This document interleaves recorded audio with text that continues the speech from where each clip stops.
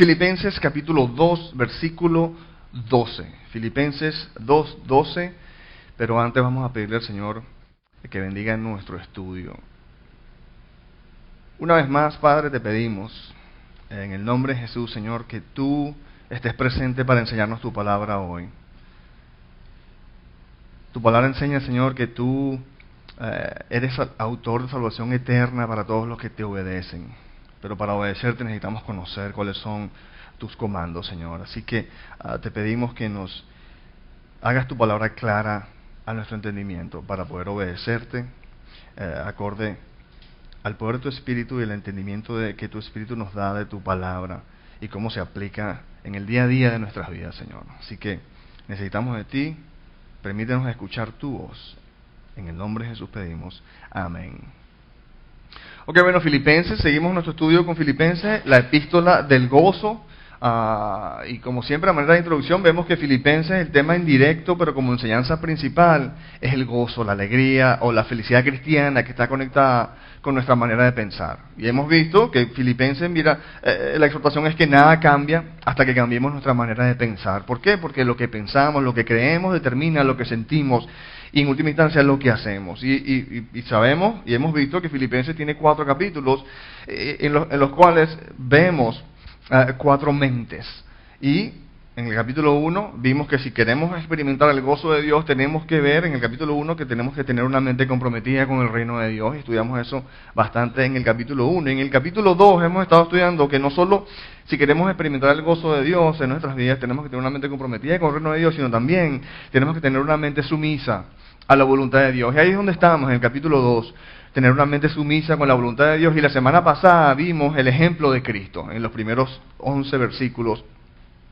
Hoy vamos a estar viendo el ejemplo de Pablo y en la semana siguiente vamos a estar viendo el ejemplo de Timoteo y Epafrodito. Pero hoy nos vamos a enfocar de los versículos 12 al 18 en el ejemplo de Pablo, de cómo si nosotros queremos tener o experimentar el gozo de Dios en nuestras vidas, tenemos que tener una mente sumisa, obediente a la palabra de Dios. ¿Ok? En forma de pretexto, porque en el versículo 5 del capítulo 2, Pablo estaba leyendo y decía: la actitud de ustedes debe ser como la de Cristo Jesús, quien siendo por naturaleza Dios, no consideró el ser igual a Dios como algo a que aferrarse. Por el contrario, se rebajó voluntariamente tomando la naturaleza de siervo y haciéndose semejante a los seres humanos. Y al manifestarse como hombre se humilló a sí mismo y se hizo obediente hasta la muerte y muerte de cruz.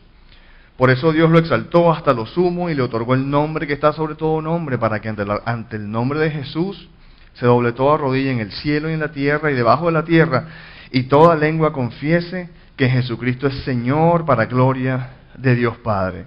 ¿Ok? Y esos son los versículos que estábamos viendo la semana pasada, y los leo porque dice, así que, en el versículo de hoy, en el 12. Así que, bueno, basado en lo que Pablo acaba de decir, dice, entonces los versículos de hoy dice, así que mis queridos hermanos, como han obedecido siempre, no solo en mi presencia, sino mucho más ahora en mi ausencia, lleven a cabo su salvación con temor y temblor, pues Dios es quien produce en ustedes tanto el querer como el hacer para que se cumpla su buena voluntad. Y acuérdense que este es Pablo hablándole a la iglesia de Filipo, le está escribiendo una carta desde Roma en una cárcel romana a sus amigos en la iglesia de Filipos. Le dice, basado en esto, dice en el versículo 12, así que mis queridos hermanos, basado en que Jesucristo es Señor, entonces como han obedecido siempre, no solo en mi presencia, sino mucho más ahora en mi ausencia. Lo que está diciendo Pablo es, en vista de que Jesucristo es Señor, pues obedézcanlo. ¿Ok? Eso es lo que está diciendo en forma clara y raspada. En vista de que Jesucristo es Señor, obedézcanlo. Mira, y la obediencia al Señor es de suma importancia. Es más, si no estamos obedeciendo al Señor, verdaderamente no creemos en Él, no creemos en su señorío. Creer en Jesucristo es creer que Él es Señor. Mira, y fíjate que tan es así que Hebreos 5, 8 y 9, mira cómo lo pone. Hebreos 5 dice que aunque era hijo de Jesucristo, mediante el sufrimiento aprendió a obedecer. Y dice en el 9, dice que consumada su perfección, después de que obedeció al máximo y por completo toda su vida, terminó, la obediencia lo llevó a última instancia a la muerte en la cruz. Dice, entonces llegó a ser autor de salvación eterna. ¿A quién? A todos los que le obedecen. Llegó a ser autor de salvación eterna a todos los que oran una oración y los reciben en su corazón. Lo siento, eso no es lo que dice ahí. Dice, llegó a ser autor de salvación eterna para todos los que le obedecen. Entonces, en vista que Jesucristo es Señor, pues obedézcanle. Es tan sencillo como eso. Mira, la salvación o la capacidad de disfrutar la vida eterna, la felicidad o satisfacción que proviene de Dios es para los que obedecen, para los que se someten, para los sumisos a la voluntad de Dios. Por eso es que si queremos tener el gozo de Dios, no tenemos más opción que ser sumisos a la voluntad de Dios, ser obedientes a su palabra. Y fíjate que ahí en este versículo, versículo 12, Pablo dice, lleven a cabo su salvación con temor y temblor. Y él está diciendo a estos creyentes de Filipo, lleven a cabo su salvación con temor y temblor. Y mira, esa palabra, esa expresión ahí de lleven a cabo, la Real Academia Española lo define como ejecuten o concluyan. La versión amplificada de la Biblia lo pone cultiven, lleven a la meta y completen totalmente. Es decir, pongan en práctica, lleven a cabo su salvación, cultívenla, llévenla a la meta, completen totalmente, dice su salvación, ¿no? ¿Qué es la salvación en realidad? Es la vida eterna, la capacidad de disfrutar vida eterna. Que es vida eterna es la capacidad de conocer a Dios y deleitarnos en Él, es la felicidad o la satisfacción que proviene de Dios. Y lo que está diciendo es decir, pongan toda su atención, lo que Pablo nos está diciendo aquí es que pongan toda su atención y energía en buscar que su salvación se haga una realidad. Que su capacidad de disfrutar la vida eterna o la verdadera felicidad o satisfacción que proviene de Dios se haga real en sus vidas. Esto no es suficiente con decir, y la vida eterna no es algo que, bueno, esto existe, esto es cuando yo me muera. No, vida eterna es tu capacidad de que naces separado de Dios y busques felicidad en todas las cosas que este mundo puede ofrecer, y bueno, y algunas dan un poquito de felicidad por un tiempo, pero en última instancia terminan defraudando o apagándose, y terminamos aburridos una vez más y buscamos otras cosas que hacer y siempre estamos buscando. Pero el punto es que estamos en esa carrera vacía porque estamos carentes del original, del que está supuesto a satisfacer todas nuestras necesidades, que es Dios. Nacemos desconectados de Dios y hasta que nos reconectamos con Él por fe en Jesucristo, simplemente, bueno, nos bandeamos con lo que podemos. Pero cuando empezamos una relación personal con Dios, empezamos a poder obtener de Él esa satisfacción. Y Pablo lo que nos está diciendo es que, mira, pongan toda su atención y su energía en verdaderamente que buscar que su salvación se haga una realidad, su capacidad de disfrutar de Dios, la vida eterna sea una realidad en su vida. Okay, no es algo que bueno, yo oro una oración y ya me olvidé. No, es algo que, bueno, que pon tu esperanza en Jesucristo. ¿Qué quiere decir eso? Bueno, ¿quién me va a hacer feliz a mí? ¿X, Y o Z o Dios a través de Jesucristo? Okay, entonces, si el que verdaderamente mi vida eterna es la felicidad que Dios ofrece, es mi capacidad de conocerlo a Él, pues entonces enfoca tu vida en verdaderamente que esa capacidad de conocer a Dios se haga real en tu vida. Pero tú dirás, mira, pero bueno, la Biblia no enseña que la salvación es un regalo de Dios. ¿Cómo es esto que dice aquí de que lleven a cabo su salvación? Mira, el punto es que Jesucristo procuró la salvación, o pagó por ella por completo, solito, con su vida y sacrificio en la cruz. Es gratis. Tú no tienes que pagar por eso. Jesucristo la procuró por completo y es gratis. Y ahí está el paquete, presente. Agárralo, es tuyo. Pero Dios requiere nuestra cooperación para instalarla en nuestras vidas, el arrepentimiento o la obediencia.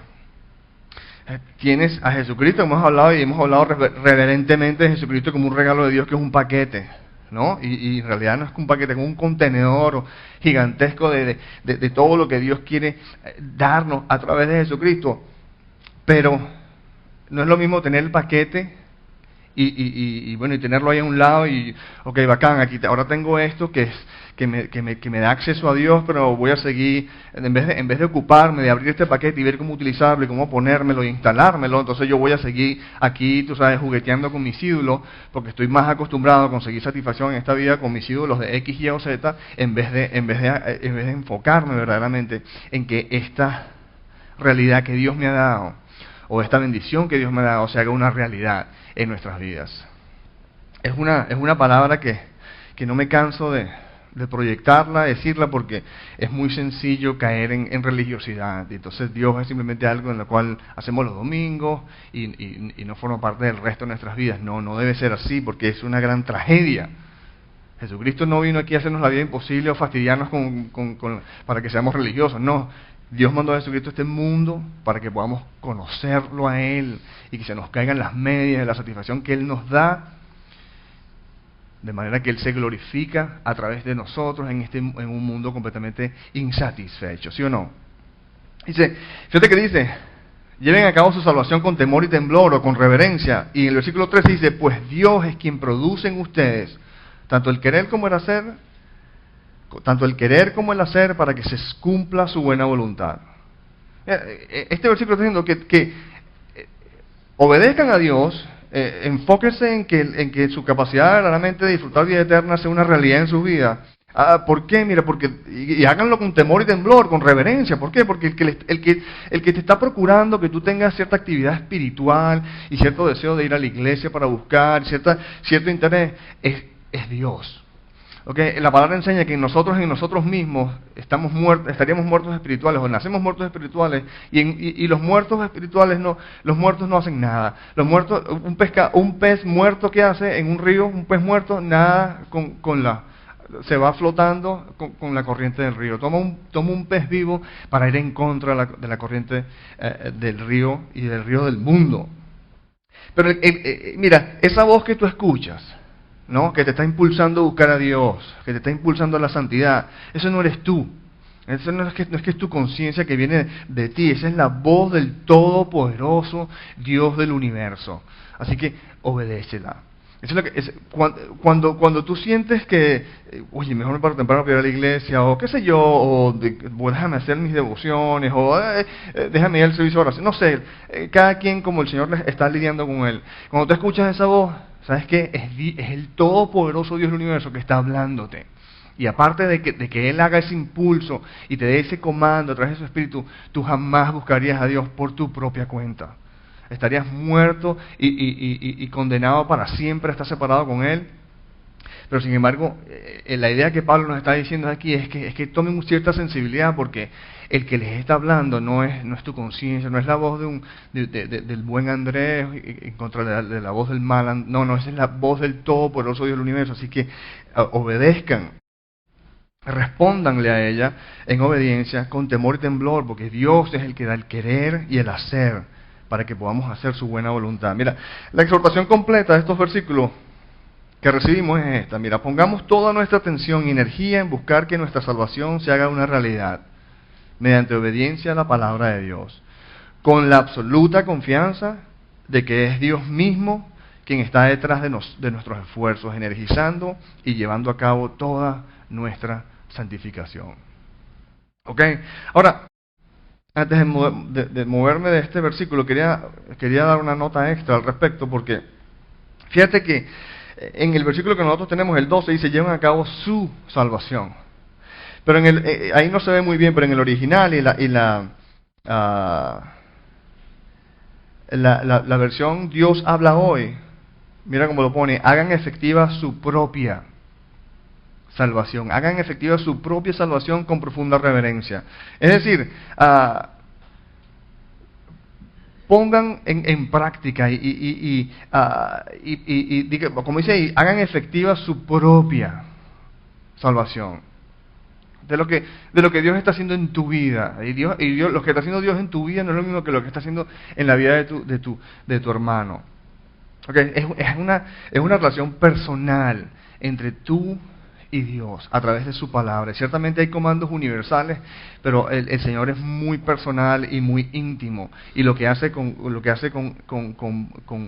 la persona A, o los métodos que utiliza con la persona A son diferentes, o los comandos particulares de la persona A son diferentes a los comandos personales de la persona B. Y es importante porque es una relación personal y cada quien tiene que tener... el punto que estoy tratando de hacer es que busca que el Señor te está diciendo a ti.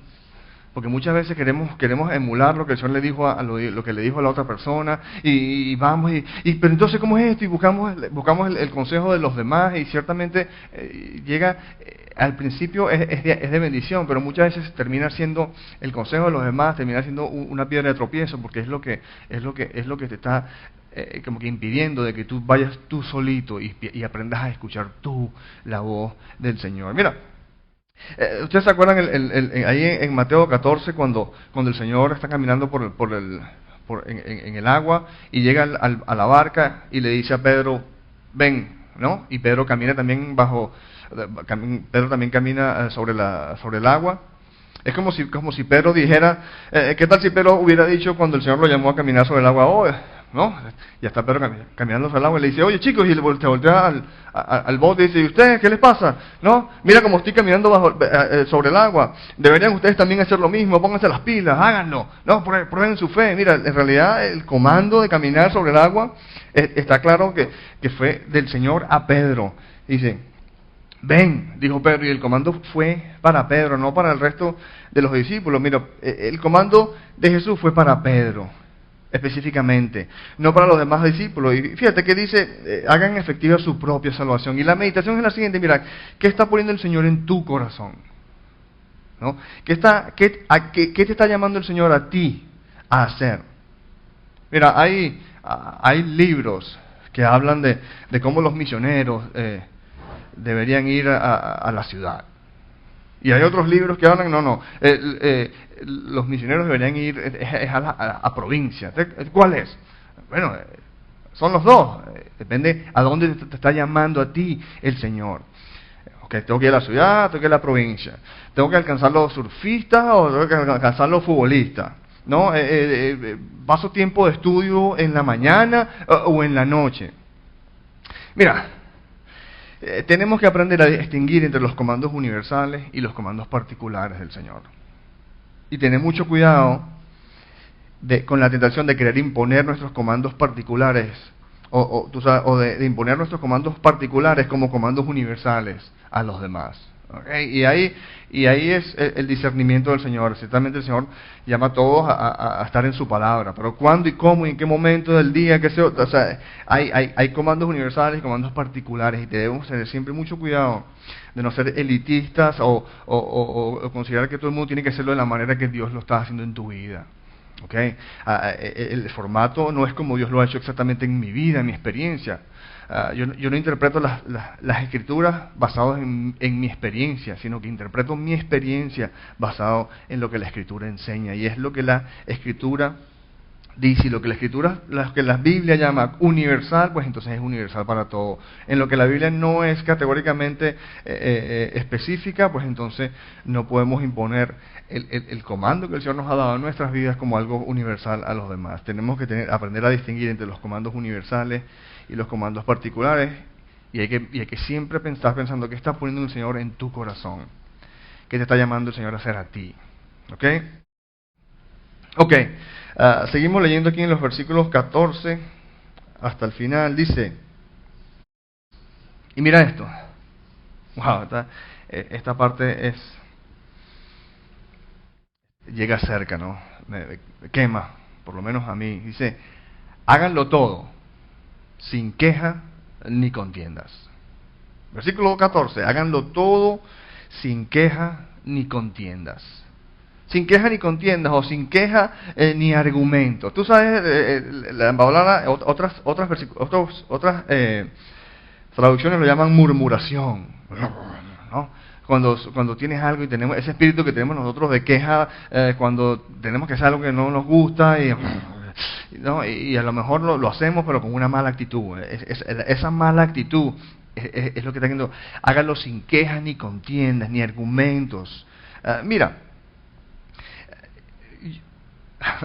Mira cómo se siente el Señor en cuanto a nuestra actitud de queja. Mira cómo se siente el Señor en cuanto a nuestra actitud de queja. En Números, en el Antiguo Testamento, en Números 11. En Números 11, en manera de contexto, está el pueblo de Israel, acaba de salir de Egipto, y el Señor levantó a Moisés para rescatar a su pueblo de la esclavitud en Egipto, y lo está llevando a la tierra prometida.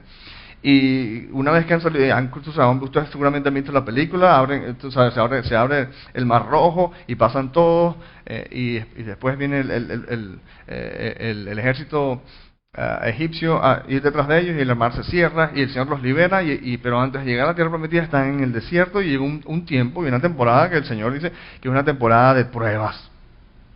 Y en número 11, mira lo que dice: un día el pueblo se quejó de sus penalidades que estaba sufriendo. Tú sabes cómo y decían, era mejor que el Señor que nos hubiésemos quedado en Egipto. Es la actitud de queja. ¿Por qué? Porque el desierto era incómodo, ¿no? Y dice ahí, en números 11:1, dice que un día el pueblo se quejó de sus penalidades que estaba sufriendo. Y viene lo que dice: y al oírlos el Señor ardió en ira y su fuego consumió los alrededores del campamento. Yo no sé cómo tú quieres interpretar esto, pero así como de manera obvia vemos que a Dios no le gustó la queja de su pueblo. Lo dice más claro, no canta un gallo. Un día el pueblo se quejó de sus penalidades que estaba sufriendo, y al oírlo el Señor ardió en ira y su fuego consumió los alrededores del campamento. Mira, el Señor odia el espíritu de queja. Dios odia el espíritu de queja. Y más adelante Pablo, vamos a ver que hoy en el versículo 15, más adelante Pablo lo califica como algo torcido y depravado. Nuestro espíritu de queja. Y es algo que, bueno, sí, el Señor, entendemos que la ira del Señor fue aplacada por Jesucristo. ¿Ok? Y no tenemos que vivir bajo el temor de que Dios nos va a mandar al infierno porque nos quejamos en nuestra vida. No, pero lo que sí entendemos es que en el carácter de Dios, lo que Él odia porque ama. Y si Él odia algo, es porque ese algo hace daño, tanto a ti como a los demás. ¿Ok? Entonces, cuando vemos aquí la forma en que lo dice categóricamente, que Dios odia el espíritu de queja, es porque el espíritu de queja hace daño. Y aquí vemos que, mira, dice que al oírlo, el Señor ardió en su ira y su fuego consumió los alrededores del campamento. Y la mayoría de los comentaristas bíblicos hacen analogía de que la historia de Israel se puede traspolar a la historia de nuestra alma, de nuestra propia experiencia con Dios. Y vemos lo que rescatamos de ahí puede ser de que cuando nosotros nos quejamos, nuestra alma se incendia. Y dime si no es verdad. Qué bien te sientes cuando te quejas después que estás con un ataque de queja. Al principio, de repente, a veces nos quejamos por tener cierta comunión con los otros quejantes, con las otras personas quejonas. Porque dos quejones como que se apoyan y se siente cierta coinonía en quejarnos juntos. Pero ponte a meditar, después que te quejaste juntos, ¿qué tan rico te sientes verdaderamente? ¿Qué tanta paja hay en tu corazón cuando despiertes, como que agarras ese basurero y lo destapas y mira todas las moscas y empiezas a oler todo, pero para oler las moscas y la basura que hay en nuestro corazón juntos, ¿verdad? Porque eso es lo que hacemos, nos hacemos daño. Mira, cuando nos quejamos nuestra alma se incendia. Y fíjate que dice que se incendió y se consumió alrededor del campamento. Son en lugares que tú no necesariamente en el lugar donde estaban quejando, en algún lugar de nuestra alma, cuando nos quejamos, algo en algún lugar de nuestra alma se incendia.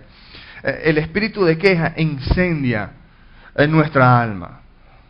Y tenemos que aprender a verlo, porque a veces, bueno, es una quejita aquí, pero bueno, y se siente rico porque, bueno, por lo menos estoy conectándome con mi hermano. No. El Señor odia, y si lo odia es porque es peligroso, porque hace daño, porque destruye. El espíritu de queja, cuando nosotros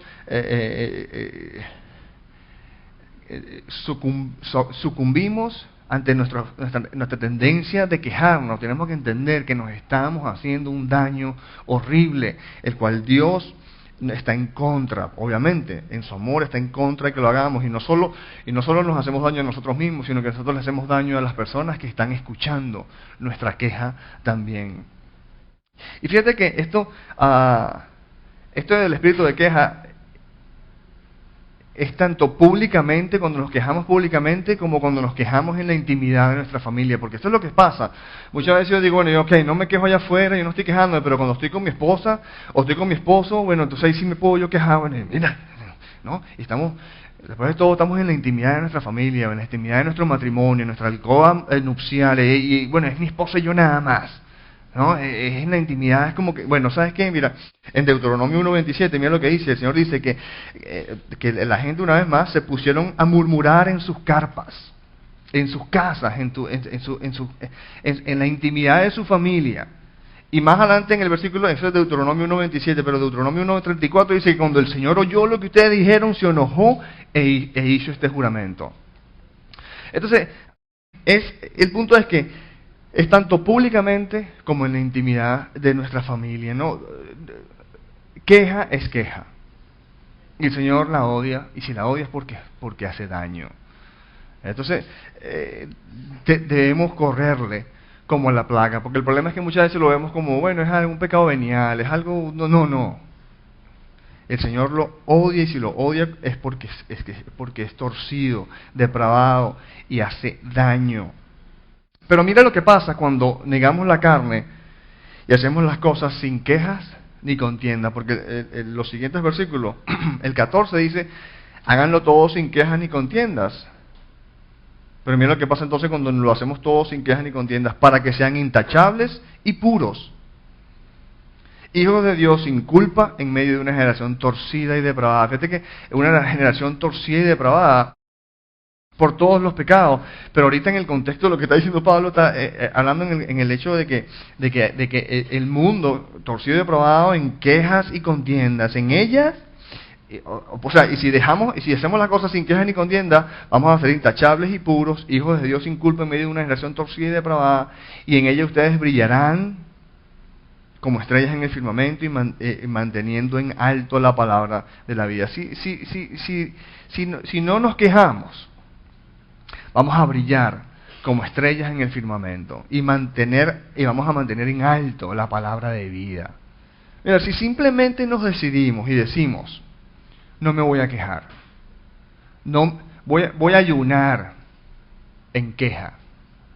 Mira, trátalo, por lo menos por una semana, o por un día, una tarde, empieza por lo que puedas.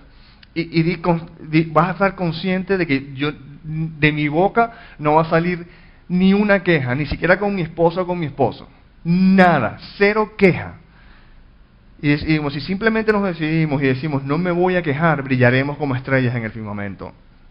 Mira, en vez de decir, no puedo creer que largas son las colas en el automercado. ¿Sabes qué? Estamos ahí, estamos frustrados, algo nos molesta y queremos compartir nuestra miseria con los demás. No puedo creer que largas son las colas en el automercado. O puedes creer el calor tan horrible que está haciendo. ¿No? O, qué malogrados lo estamos los países latinoamericanos. No, eso es oscuridad, negativo, común. Si tú haces eso, vas a encajar perfectamente en este mundo. Porque eso es lo que todo el mundo hace. Nos quejamos juntos. No podemos ver algo y sentimos placer en expresar nuestra queja. Y los demás, bueno, escuchan nuestra queja y los estamos jalando a nuestra, tú sabes, a destapar la basura y olerlo y revolverlo, ¿no? Pero si en vez de hacer eso, en vez de decir, no puedo creer que largas son las colas en el automercado, y decidimos decir, ¿puedes creer qué bueno es Dios de darnos acceso a tanta comida? Es el mismo escenario. En uno estamos sucumbiendo a nuestra tendencia a quejarnos de todo, pero en vez de decir, no puedo creer que largas son las colas en el automercado, decimos, ¿puedes creer qué bueno es Dios que tengamos acceso a tanta comida? Cuando en otros lugares del mundo, a los automercados que tenemos, olvídate. O en vez de decir, mire, pueden creer el calor tan horrible que está haciendo, y decir, bueno, qué bacán que haya sol, ¿no? Que podamos ver el sur del cielo. La mayoría del resto del año no es un frío y gris, ¿no? En vez de quejarnos que qué malogrado están los países de Latinoamérica, podemos decir, bueno, qué bendición que el calor humano que hay, que abunda en los países latinoamericanos. Es cuestión de, mira, en inglés le dicen positive mental attitude, actitud mental positiva. Y suena, y hasta el mundo sabe esto, los psicólogos mundanos lo ratifican y lo recomiendan. Porque es cierto. No, mire, si hiciéramos esto, estaríamos desplegando. Escucha esto. Si hacemos esto y decimos simplemente no me voy a quejar. Es más, a veces no podemos decir nada positivo, pero por lo menos no vamos a decir nada negativo. O sea, vamos a empezar por lo mínimo. ¿Sabes qué? Si de mi boca no va a salir nada positivo, mejor no digo nada. Y ¿no? Por una semana, o un día, o una mañana. Vamos a ver qué pasa, vamos a experimentar una libertad, y fíjate que vamos a estar haciendo luz, y estaríamos desplegando la luz de Dios sin predicar ni un sermón y sin pasar tratados evangelísticos. Estaríamos, como dice el versículo 16, manteniendo en alto la palabra de vida. La versión amplificada lo dice aferrándonos a ella y ofreciendo a todo hombre la palabra de vida, simplemente con nuestra actitud. ¿Por qué? Porque creemos lo que Dios dice. La queja es negativa, la queja incendia el alma. Aléjense de toda queja, más bien aprendan a ser agradecidos, aprendan. Por eso es que nosotros, cuando antes de empezar el servicio, empezamos y damos gracias, y la verdad que si venimos agitados, con el alma perturbada por X, Y o Z en nuestro camino para acá, y nos enfocamos en dar gracias, no se establece el alma y como que borra las ansiedades de nuestra vida cotidiana. Bueno, eso es lo que Dios quiere darnos, pero tenemos que aprender a decirle no al espíritu de queja. ¿Ok? Versículo 16 dice: así, en el día de Cristo me sentiré satisfecho, dice Pablo, de no haber corrido ni trabajado en vano. Así en el día de Cristo me sentiré satisfecho de no haber corrido ni trabajado en vano. Y aunque mi vida fuera derramada por el sacrificio y servicio que proceden de su fe, me alegro y comparto con todos ustedes mi alegría. Así también ustedes alégrense y compartan su alegría conmigo. ¿Qué está diciendo Pablo aquí? Mira, en el 17 dice: aunque mi vida fuera derramada sobre el sacrificio y servicio que proceden de su fe. ¿Qué está hablando acá? Mira, esa palabra, si mi vida fuera derramada. Acuérdate que Pablo está en la cárcel, pendiente de un juicio que probablemente lo pueden ejecutar. Aunque él, por lo que vemos en esta carta, el presiente que esta vez todavía no le toca, pues, ¿no? Pero sin embargo lo dice, mira aquí, ¿no? Y aunque mi vida fuera derramada sobre el sacrificio y servicio que proceden de su fe, y esa palabra una a la vez, o sea, derramada, y la Reina Valera lo pone de esta manera. Eso de derramada es derramada en libación. Mira cómo lo pone la Reina Valera: y aunque sea derramado en libación sobre el sacrificio y servicio de vuestra fe, me gozo y regocijo con todos ustedes. Cuando Pablo está hablando que aunque mi vida fuera derramada, está hablando de derramada en libación. ¿Qué es eso de libación? Ven, ahí lo puse, libación. Libación es un ritual de adoración a Dios, común en la época, tanto en los rituales de adoración a Dios judía como pagana, que consiste en el derramamiento generalmente de vino, pero también miel, sobre el animal de sacrificio que está siendo quemado en el altar.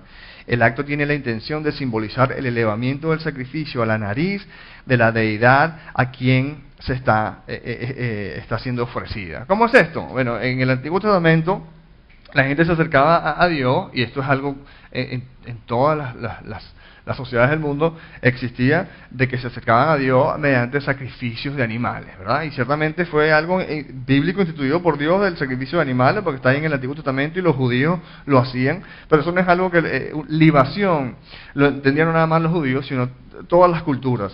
Y Pablo está hablando aquí, aunque mi vida sea derramada en libación. ¿Cómo es esto? Porque está hablando de libación sobre el sacrificio y servicio de su fe, sobre el sacrificio y servicio que proceden de su fe. ¿Cómo es esto? Bueno, el punto es el siguiente: que cuando tú venías a ofrecer un animal de sacrificio a tu deidad, los judíos al Dios verdadero y los paganos a dioses falsos, sin embargo el mismo proceso, ponían el animal, lo degollaban y lo ponían en el altar. El altar era básicamente una parrilla donde el animal se quema y se consume.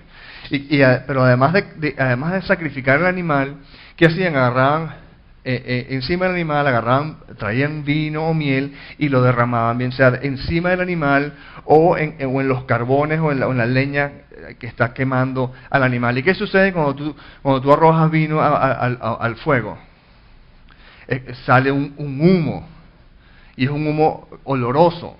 Bueno, y lo que simboliza entonces el acto tiene la intención de simbolizar el elevamiento del sacrificio a la nariz de la deidad a quien se está ofreciendo. Entonces Pablo lo que está diciendo, ¿se acuerdan? Acuérdense aquí de que el contexto de esta epístola es que los filipenses enviaron a Epafrodito, con una ofrenda a Pablo.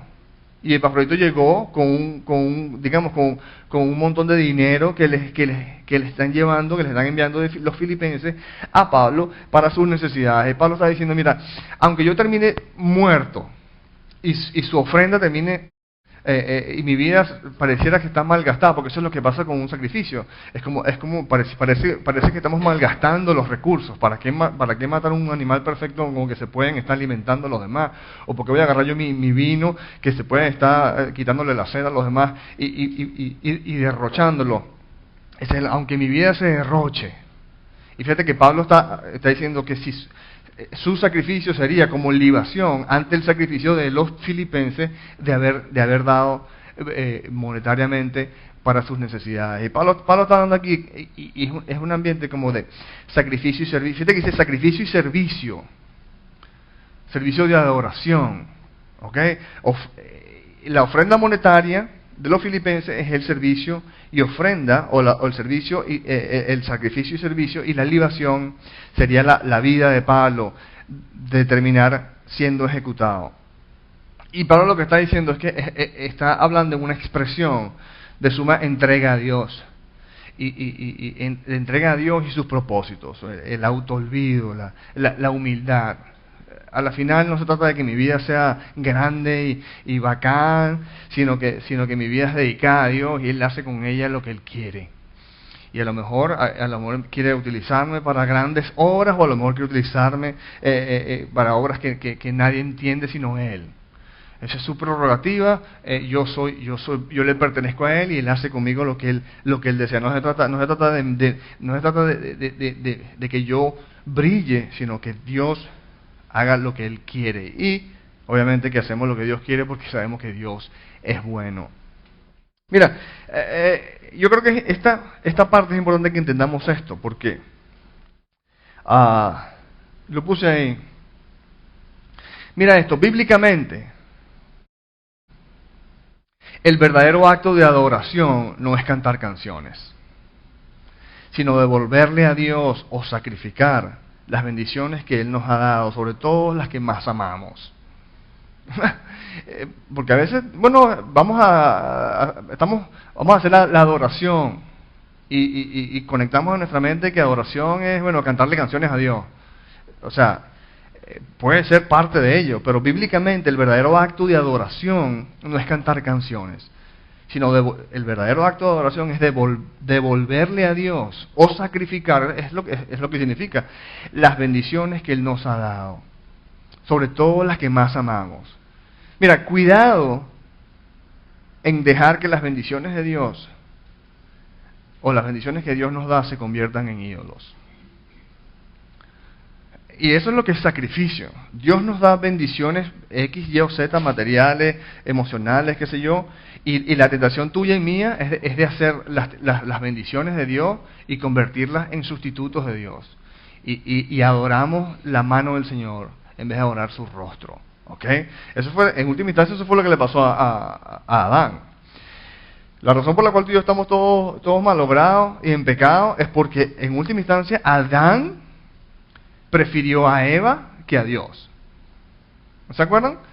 Eva fue engañada y el enemigo la engañó para que mordiera el fruto prohibido.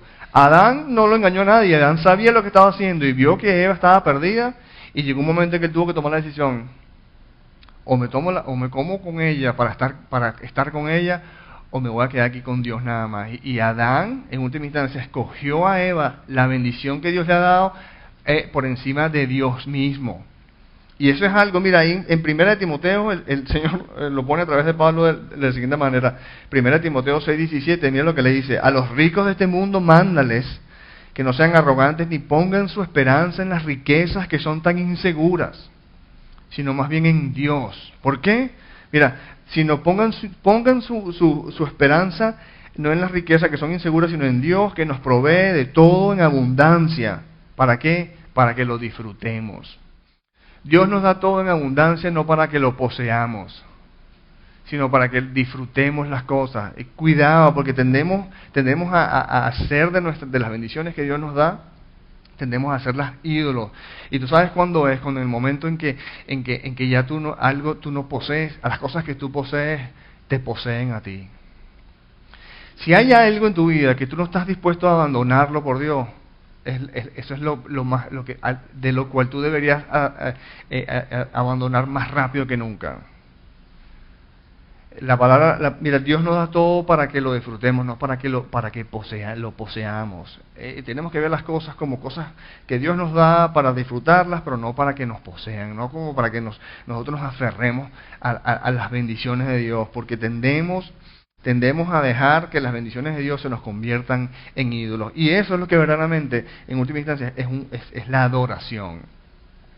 El devolverle a Dios las bendiciones que Él nos ha dado, sobre todo las que más amamos. Mira, esta es la verdadera adoración que Dios quiere, y está ahí en Romanos 12:1. Y mira cómo dice, mira, por tanto, hermanos, tomando en cuenta la misericordia de Dios, después que vemos todo el amor de Dios ha demostrado en todas las cosas que ha hecho por nosotros, obviamente en enviar a su Hijo Jesucristo a pagar por todos nuestros pecados, dice: les ruego que cada uno de ustedes en adoración espiritual o la adoración razonable en vista de lo que Dios ha hecho, ¿qué cosa? Que ofrezcan su cuerpo como sacrificio vivo, santo y agradable a Dios. Dios no espera menos a que tú le regreses tu vida. Después de todo, Él te la dio. Y el Dios lo que está diciendo: ok, yo te di la vida, regrésamela. ¿Qué? Sí. Devuélvele a Dios tu vida. Por eso es que decimos, la salvación es cuando decimos: Señor, soy tuyo. Aquí está, esta es mi vida, me la diste, es tuya. Te la regreso. Y esto incluye, bueno, las 3 T. ¿Se acuerdan las 3 T? Tesoros, tiempo y talento. Y fíjate que nosotros llamamos los domingos, los llamamos servicios de adoración. Y de ahí es donde viene, servicio. Aquí en el versículo que estamos viendo hoy, dice que aunque mi vida fuera derramada sobre el sacrificio y servicio, que el servicio de adoración que ustedes dan al haber puesto sus finanzas y mandado esta ofrenda para mis necesidades. Y dice, cuando le devolvemos a Dios las bendiciones que Él nos ha dado, cuando las pide, dice, eso incluye nuestro tesoro. Por eso es que cuando venimos aquí se llama servicio de adoración, porque aquí venimos a orar al Señor. ¿Cómo lo oramos? Con nuestro tesoro, porque agarramos y Dios pide, yo te doy lo que te doy. Yo pido que tú, para curarte y mantenerte cuidado de que mis bendiciones materiales se conviertan en un ídolo, yo pido que tú me devuelvas el primer 10%. Y esto incluye el tesoro, también incluye nuestro talento. Nosotros venimos aquí y estamos adorando al Señor porque estamos poniendo nuestro talento para estudiar su palabra. ¿Ok? Esto también incluye nuestro tiempo. Dios nos da cierto tiempo y Él quiere que utilicemos el tiempo que Él nos ha dado para servir en la iglesia. Y ese es el sacrificio, de que nosotros le devolvamos a Dios las bendiciones que Él nos ha dado en la medida en que Él las pide.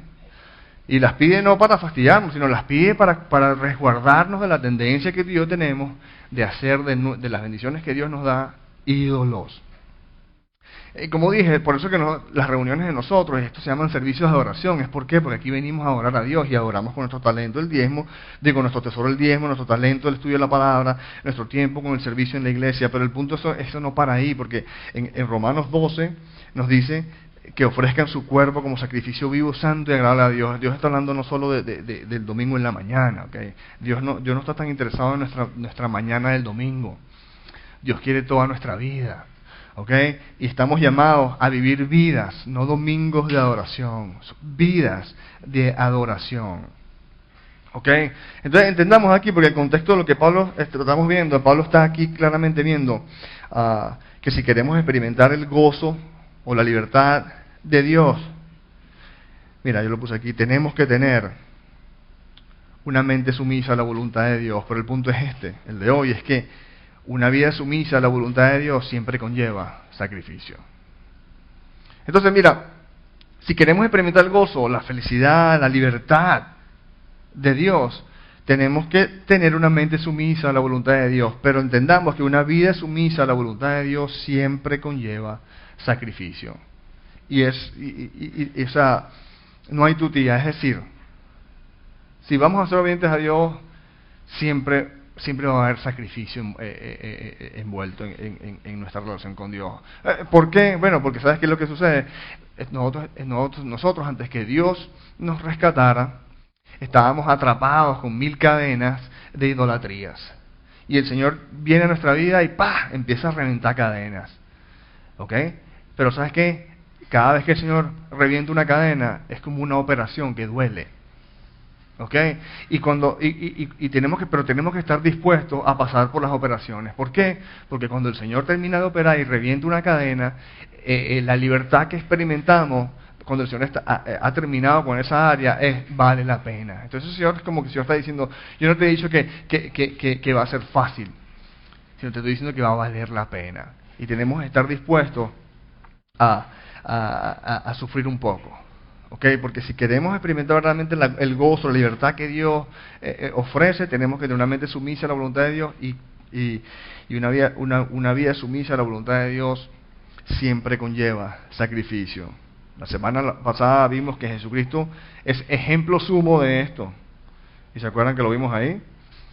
En el versículo 7 dice que Jesucristo se rebajó voluntariamente tomando naturaleza de siervo y haciéndose semejante a los seres humanos, y al manifestarse como hombre se humilló a sí mismo y se hizo obediente hasta la muerte de cruz. Entonces, Jesucristo es ejemplo sumo de esto, y hoy vemos también que Pablo también es ejemplo de esto.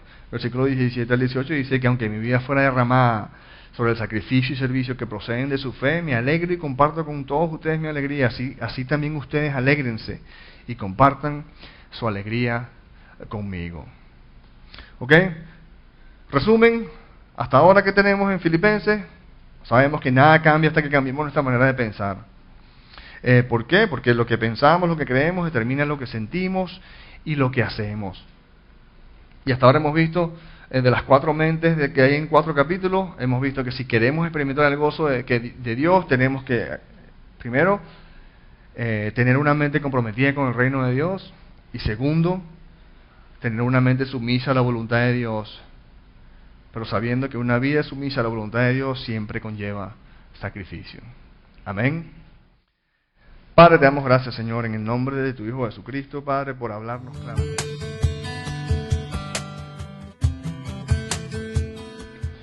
No queremos terminar nuestra enseñanza sin antes darte una oportunidad para entregar el control de tu vida a Jesucristo. No estoy hablando acerca de hacerte religioso o de afiliarte a alguna iglesia en particular. Estoy hablando acerca de conseguir verdadera vida, paz y gozo a través de una relación personal con el Señor Jesucristo. Si estás decidido, repite conmigo: Señor Jesucristo, me arrepiento de todos mis pecados. Te pido que entres en mi vida. Sé mi Señor y Salvador. Ahora que formalmente le has entregado tu vida a Jesucristo, entiende lo siguiente: Jesucristo guía a su pueblo a través de su palabra, la Biblia. Por lo que te exhorto vehementemente a congregarte en una iglesia donde se enseña la palabra de Dios, para que crezcas en la libertad que solo Jesucristo puede darte. Él mismo enseñó en Juan 8, 31 y 32 que los que se mantienen fieles a sus enseñanzas conocerán la verdad, y la verdad los hará libres. Que Dios te bendiga y recuerda: eres amado, eres amado, eres amado.